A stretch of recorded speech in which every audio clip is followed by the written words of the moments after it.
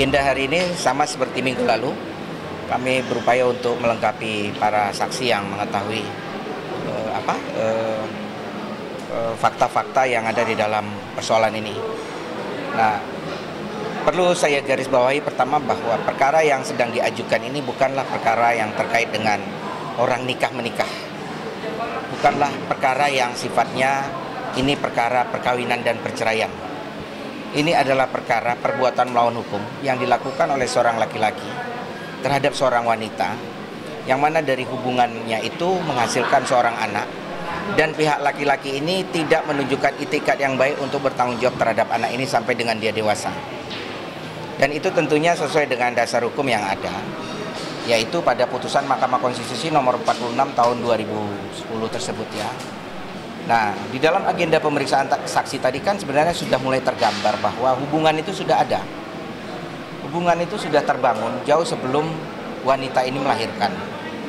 Dan hubungan itu juga bisa digambarkan dengan menjadi suatu sebab akibat, di mana dari hubungan mereka itu akhirnya lahirlah seorang anak yang bernama siapa tadi? Alifa Mutia. Alifa ya, di Alifa itu. Nah, sehingga dari persoalan De Alifa ini tadi kan saksi sudah menyampaikan juga bahwa kondisi kondisi yang ada pada saat ini, khususnya dengan keberadaan Alifa itu adalah suatu kondisi yang cukup berat untuk ditanggung oleh ibu dan keluarga besar ibunya, karena tadi sudah disebutkan Alifa ini bahkan sampai sekarang ini dia masih terkendala dengan masalah identitas. Ya, artinya niknya baru akan diterbitkan dan lain-lain. Itu kan sebenarnya tidak boleh terjadi di dalam suatu negara hukum yang menjunjung tinggi hukum itu sendiri. Kenapa?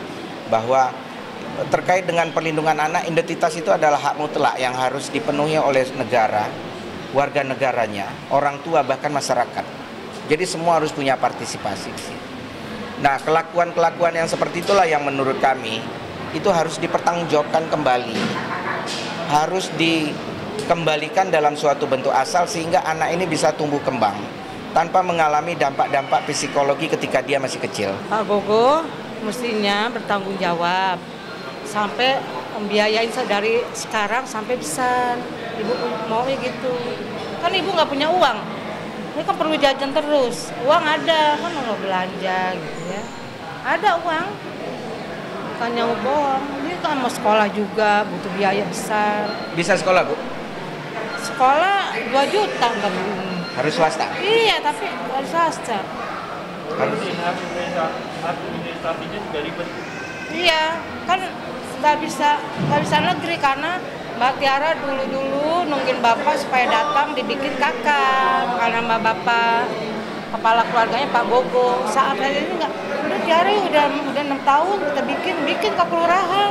Saya 2 hari ya seminggu jadi. Tapi katanya kelurahan, Bu, zaman sekarang nikah 1 tahun. Kalau dulu 3 bulan. Kalau dulu 6 bulan, sekarang tambah segini tambah 1 tahun keluarnya. Gitu. Ya ada kendala ya? Iya, kendala. Jadi satu-satunya ibu ke swasta. Kan kalau ke negeri nggak bayaran dapat KJP. Gratis semua. Gitu. Ya ini kan biar masalahnya cepat selesai kan, karena kan dari kemarin kan saya pengen cepat dites DNA, cuma kan dari pihak sana mengelak terus kan. Saya kalau untuk membuktikan kebenarannya ya harus tes DNA aja gitu. Merasa capek nggak sih?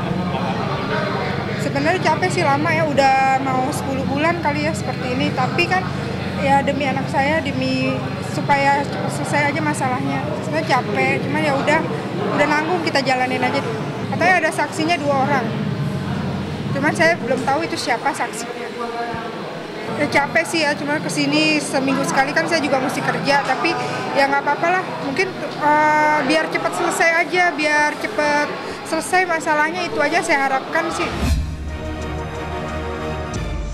Agenda sidang hari ini pemeriksaan dari saksi tergugat. Kebetulan yang hadir adalah orang tua dari penggugat sendiri,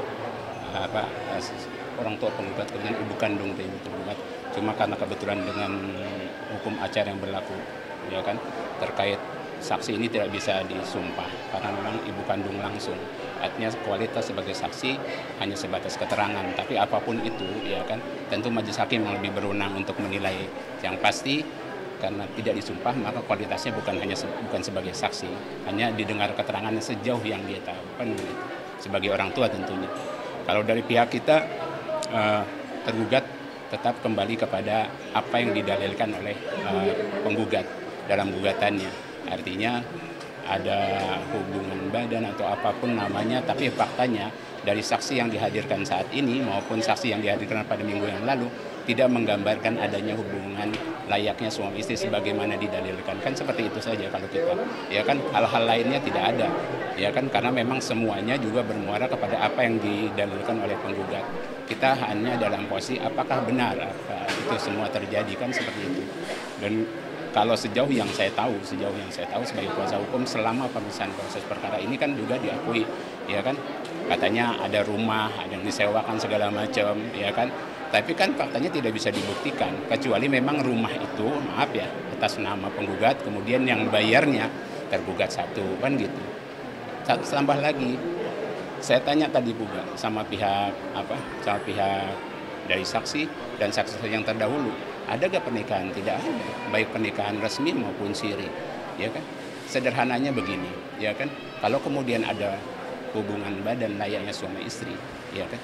Otomatis kan didasari oleh suatu ikatan hukum, ya kan? Ikatan hukumnya bentuknya perkawinan. Kita tanya perkawinannya ada atau tidak, baik perkawinan resmi maupun siri, kan begitu.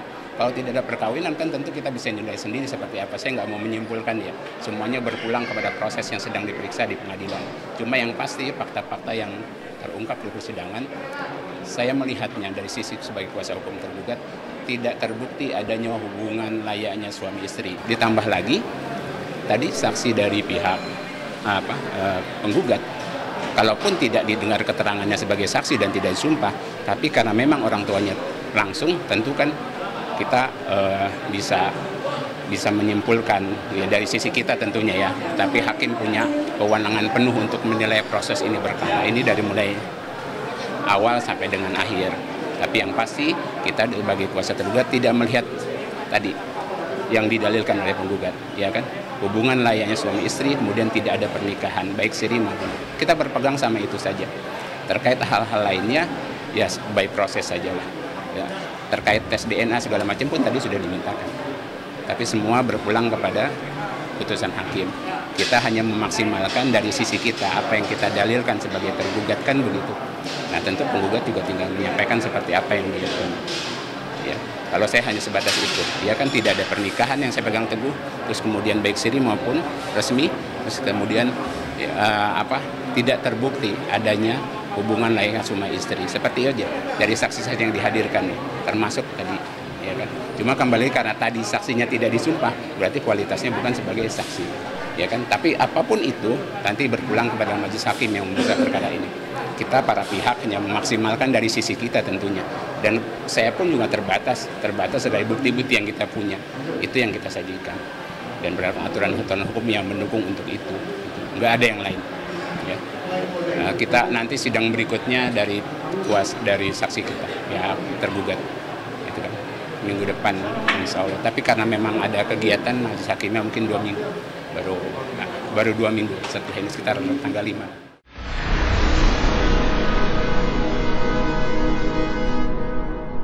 Jadi jangan lupa untuk subscribe Cumi Cumi.